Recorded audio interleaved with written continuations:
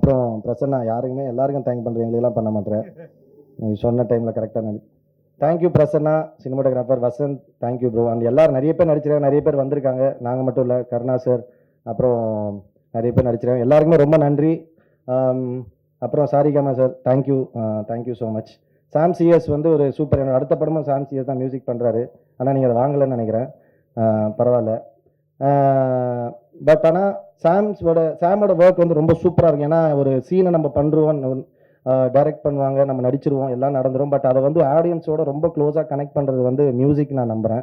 ஏன்னா ரொம்ப பயங்கரமான ஒரு சீனாக இருக்கும், அதில் பயங்கரமாக நடிச்சிருப்போம், கரெக்டாக மியூசிக் இல்லைனா ஆடியன்ஸ் அதை கனெக்ட் ஆக மாட்டாங்க. ரொம்ப சிம்பிளான ஒரு சீனாக இருக்கும், ரொம்ப பியூட்டிஃபுல்லாக மியூசிக் போட்டால் நம்மளை அறியாமல் ஆடியன்ஸ் விசில் அடிப்பாங்க.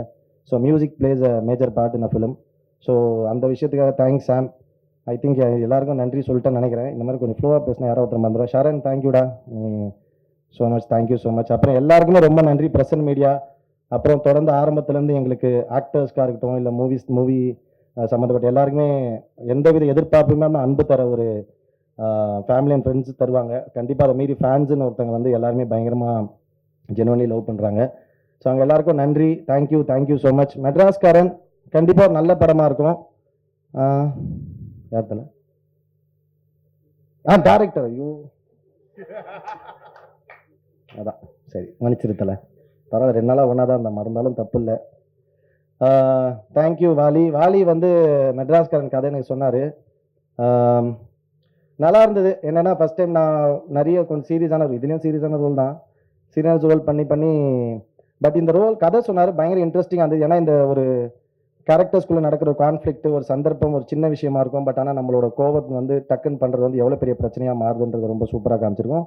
அது இல்லாமல் ஃபேமிலி லவ் எல்லாமே இருக்குது. Vaali is an amazing director. இன்னும் கொஞ்சம் கோவப்படுவா போல், பட் ஆனால் நல்ல டைரக்டர். கண்டிப்பாக மெட்ராஸ்காரன் எல்லாருக்கும் ரொம்ப பிடிச்ச ஒரு படமாக இருக்கும்.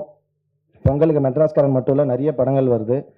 இந்த விஷயத்தில் இன்னும் சொல்கிறேன், இப்போ ஒரு பெரிய படம் வரலன்னொடனே நிறைய படங்கள் வருது, அதுன்றது ஓகே. பட் ஆனால் அதே வந்து இது இந்த ஒரு சுச்சுவேஷன் மட்டும் இல்லாமல் ஜென்ரலாகவே இது ஒரு ஆர்கனைஸ்டாக இருந்தால் நல்லாயிருக்கும். ஏன்னா முன்னாடியெல்லாம் ஒரு பொங்கல் ஒரு ஃபெஸ்டிவலில் வந்தபோது ஒரு பெரிய படம் வந்ததுன்னா கூட ஒரு மீடியமான 2 படம் வரும், சின்ன படம் 2 வரும். பெரிய படங்களுக்கு டிக்கெட் கிடைக்காதவங்க சின்ன படங்களை பார்ப்பாங்க, அதனால் வெற்றி அடைஞ்ச படங்கள்லாம் இருக்குது.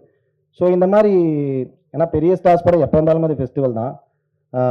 பட் அவங்களோட விஷயத்தை நம்ம யோசிச்சு பார்க்கணும், ஒரு பெரிய பொருள் செலவு நடக்குது. ஸோ அதுக்காக அவங்க பெரிய ஃபெஸ்டிவல், பெரிய வீக்கெண்டை, பெரிய ஹாலிடே பிளான் பண்ணுறாங்க.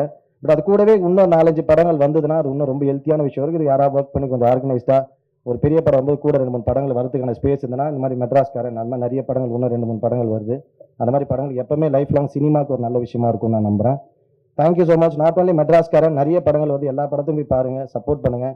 நீங்கள் இல்லாமல் நான் யாருமே இல்லை. Love you all. Thank you so much.